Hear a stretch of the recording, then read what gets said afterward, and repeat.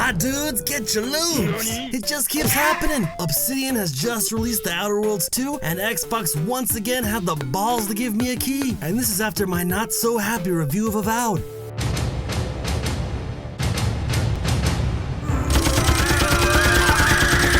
Thanks for the key, Xbox. But you know what? You gotta respect the hustle. And I've said it before, but I'm a sucker for open world RPGs. But to tell you the truth, I didn't even bother with the first game. It just looked like a worse Fallout. And I was saving my deep space RPG load for Todd Howard's Starfield, which sadly just left me with the worst blue balls I've ever had. What the hell were you thinking, Todd? Get out of here. I never want to see you again.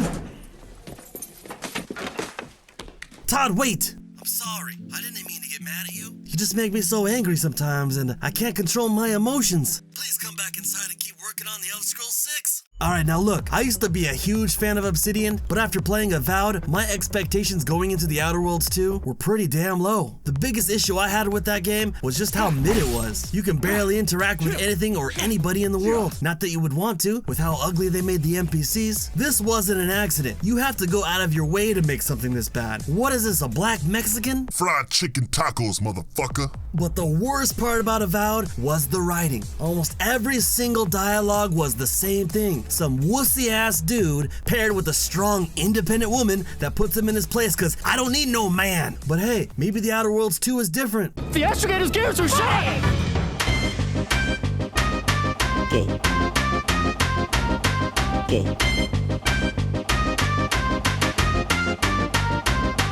Why are you gay?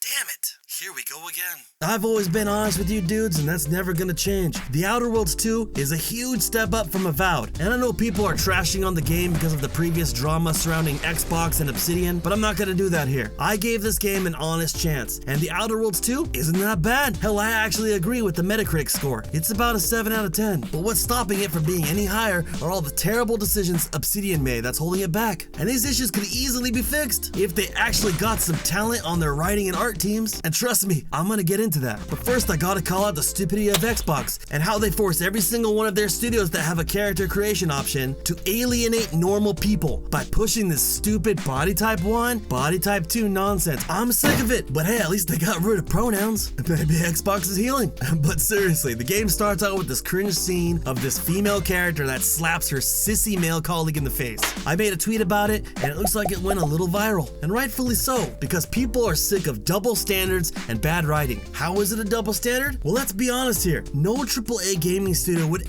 ever show a scene where a dude is giving a woman the old Sean Connery. You think it's good to slap a woman? I think it's absolutely right. To give her a good slap? Yeah, absolutely. Wait till people see this interview. Are you going to get mail? Might get some female. And I'm not gonna lie to you, I don't really even care that she slapped him. I just find it annoying that current day movies and games have no problem with showing women being violent towards men and treating them like crap because they think it makes women look stunning and brave.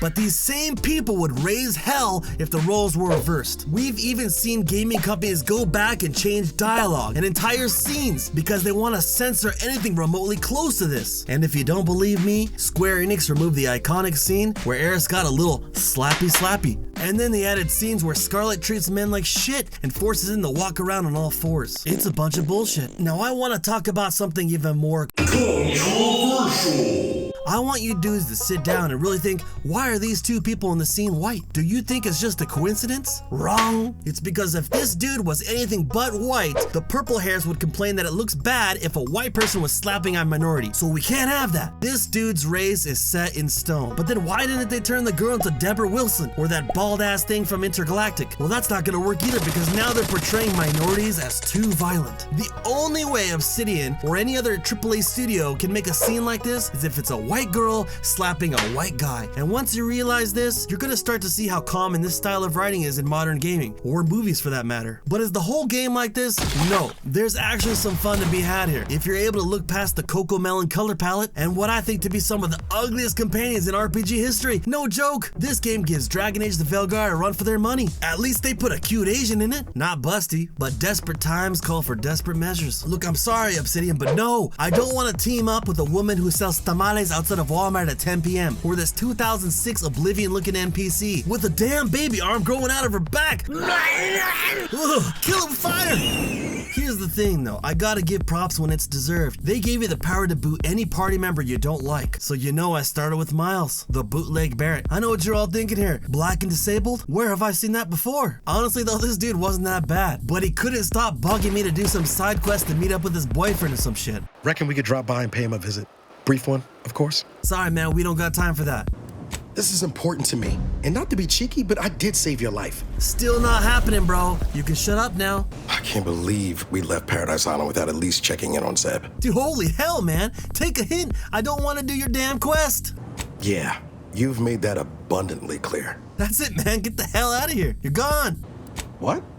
Where's this coming from? Then Mama Coco started running her mouth about it. Have to say, disagree with your decision about Niles. So I took it upon myself to get her deported. You gotta stop the flood. But get this, not only can you get rid of team members, but you can actually kill any NPC. So I started reading the universe of anybody that looked like they had an active account on Blue Sky. Green hair, bam! Update your bio, bitch. Were. Is that an albino black dude? Somebody actually went out of their way to make a DEI shiny. Nintendo's gonna get me if I use a Pokeball, so let's try the next best thing. Okay, real talk. I know I'm giving this game a hard time, but I honestly don't hate it. And I don't blame anybody that wants to play it. If you want to give it a shot, I recommend playing it like an asshole. Kill everybody and ignore the writing. You might have some fun here. And like I said in my Avowed review, whoever they have on their team that works on the technical side of combat and movement knows how to do their job. I was running around parkouring on everything like a Kenyan in the Matrix.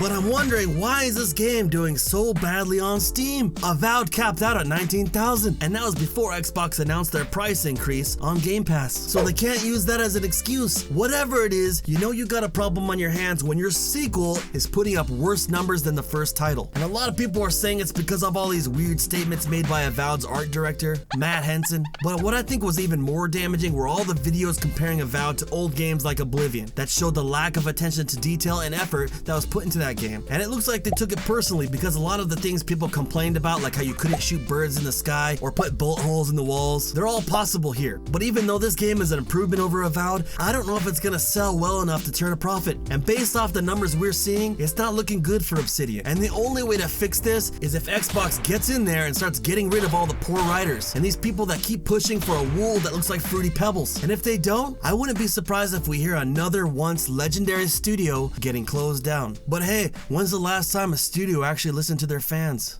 Hey dudes, I just want to say that I've been going hard on videos for a little bit over a year, and it's been a fun ride. You might have noticed, but I've been slowing down a little bit over the past few months, and that's because I took out a small loan to work on a game with a small group of people. And the goal is to launch a Kickstarter 6 to 8 months from now. Currently, we're still working on the engine, so I can't really show any gameplay yet, but I will as soon as I can. Until that's ready, we've been working on a ton of in-game assets, art, and UI elements for the game. And I just gotta say, things are really coming together. And this isn't gonna be a small game either. I want to make the first open-world JRPG that has the freedom of Skyrim, but with a focus on monster tame that should blow Pokemon out of the water, which, let's be honest, shouldn't be that hard. What the hell even is this? So why am I doing this? Well, to be honest, I really want to make gaming great again. And while I would love to just sit here and make funny videos to make you guys laugh, unfortunately, YouTube thinks my content is too edgy, and they really don't push my videos into the algorithm, no matter what I seem to do. And after spending over 50 hours on editing just to see this, you gotta start making changes. So moving forward, I'm still gonna be making content, but instead of just focus on complaining about the gaming industry, I want to bring something special to you guys. And if you're interested in helping on art, or if you're a coder that has experience with Lewis scripts, hit me up on Discord. I'll have the link in the comments below. Anyways, I gotta get back to work. Peace.